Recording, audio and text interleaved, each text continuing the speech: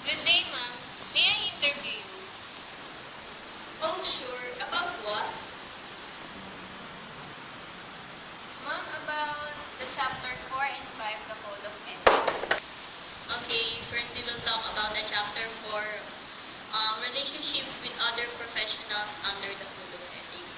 So, the counselor must know how to maintain a harmonious relationship in relating to his client. He must set the parameters and levels of his professional roles and function. So the counselor must also establish good relationship into his colleagues, supervisors, regarding the schedule, workload, professional standards, and responsibility. How about the professional review and evaluation? About the professional review and evaluation, it is the responsibility of the employer to submit regularly professional review and evaluation to their employee and peer.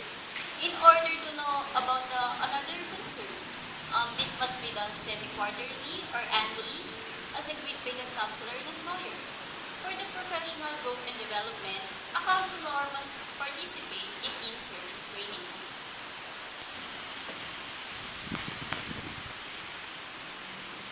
What about the professional responsibilities and effectiveness of the counselor?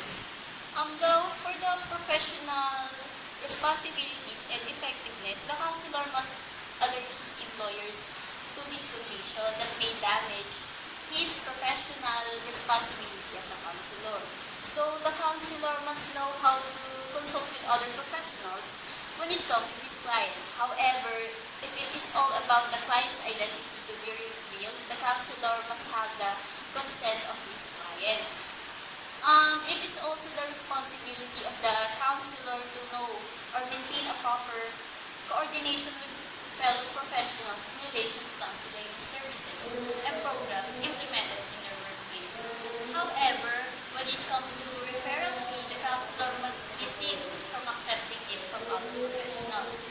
Lastly, a counselor has a responsibility to both clients and institutions within which services are performed to maintain high standards of professional conduct. Thank you for the information, ma'am. And what about chapter 5? So, chapter 5 is all about the evaluation, assessment, and interpretation. So, the counselor must inform his clients about the purpose of any evaluation and assessment, instruments, and procedures, and the meaning evaluation and assessment results. Counselors have the competence to evaluate tests in terms of the appropriateness of the test to the purpose of testing.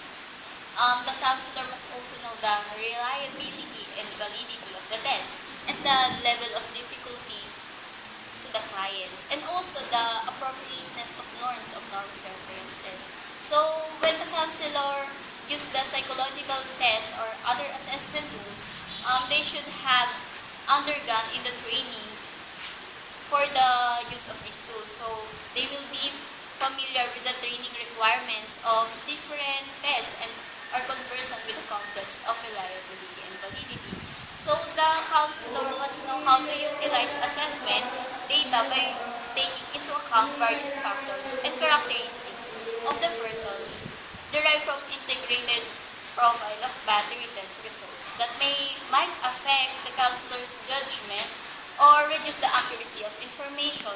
So, it is also the responsibility of the counselor to observe the principle of confidentiality in testing, while also the counselor must know how to make reasonable efforts to maintain the integrity and security of the test and other assessment techniques. So, other concern? Thank you, ma'am, for